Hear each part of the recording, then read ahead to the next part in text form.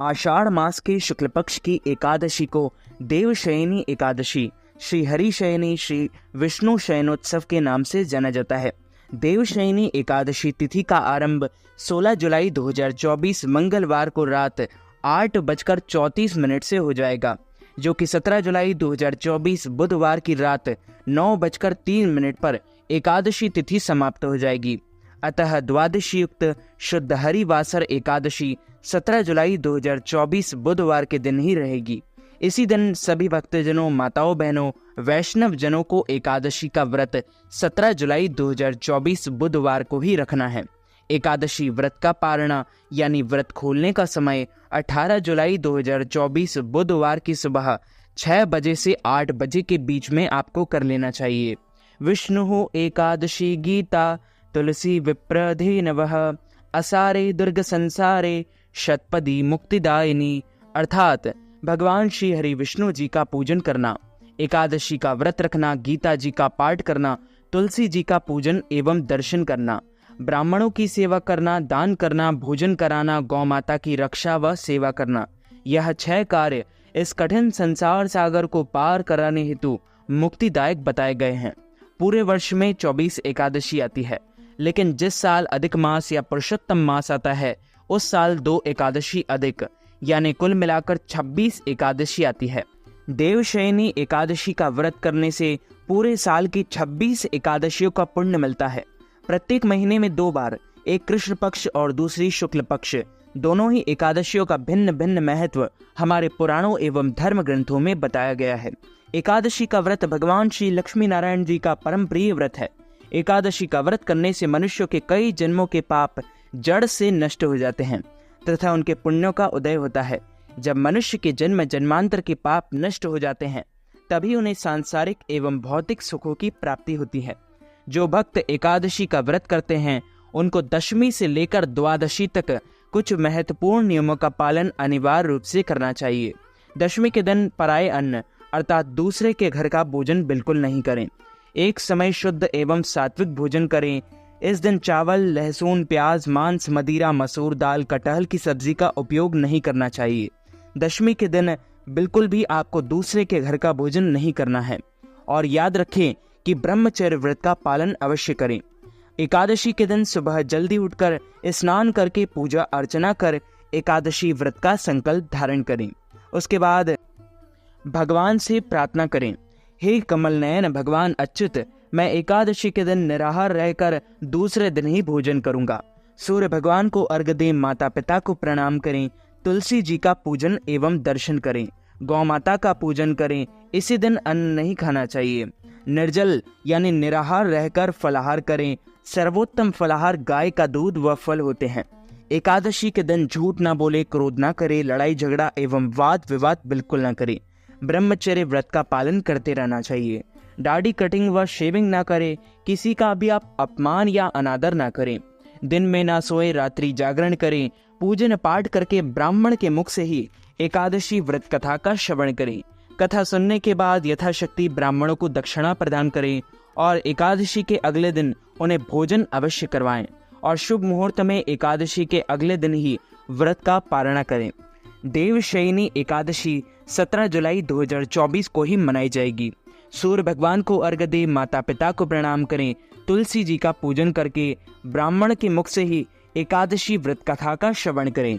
बोली श्री लक्ष्मी नारायण भगवान की जय, श्री वृंदावन बिहारी लाल की जय, श्री गिरिराज धरण की जय, बाल कृष्ण लाल की जय, श्याम सुंदर श्री यमुने महारानी की जय, जगत गुरु श्री वल्लभाधीश की जय, गोसाई जी परम दयाल की जय, श्री गुरुदेव की जय, लाडले लाल की जय, आज के आनंद की जय, रज रानी की जय, रस रानी की जय, राधा रमण लाल की जय, राधा रानी सरकार की जय, गिरधर लाल प्यारे की जय। धर्मराज युधिष्ठिर ने कहा, हे केशव, आषाढ़ शुक्ल एकादशी का क्या नाम है? इस व्रत के करने से और इसकी विधि क्या है और किस देवता का पूजन किया जाता है? भगवान श्री कृष्ण कहने लगे कि हे युधिष्ठिर, जिस कथा को ब्रह्मा जी ने नारद से कहा वह मैं तुमसे कहता हूँ। एक समय नारद जी ने ब्रह्मा जी से यही प्रश्न किया था। तब ब्रह्मा जी ने उत्तर दिया कि हे नारद, तुमने कलियुगी जीवों के उद्धार के लिए बहुत उत्तम प्रश्न किया है, क्योंकि देवशयनी एकादशी का व्रत सब व्रतों में उत्तम है। इस व्रत से समस्त पाप नष्ट हो जाते हैं और जो मनुष्य इस व्रत को नहीं करते वे नरकगामी होते हैं। इस व्रत को करने से भगवान विष्णु प्रसन्न होते हैं। इस एकादशी का नाम पद्मा है। अब मैं तुमसे एक पौराणिक कथा कहता हूँ, तुम मन लगाकर सुनो।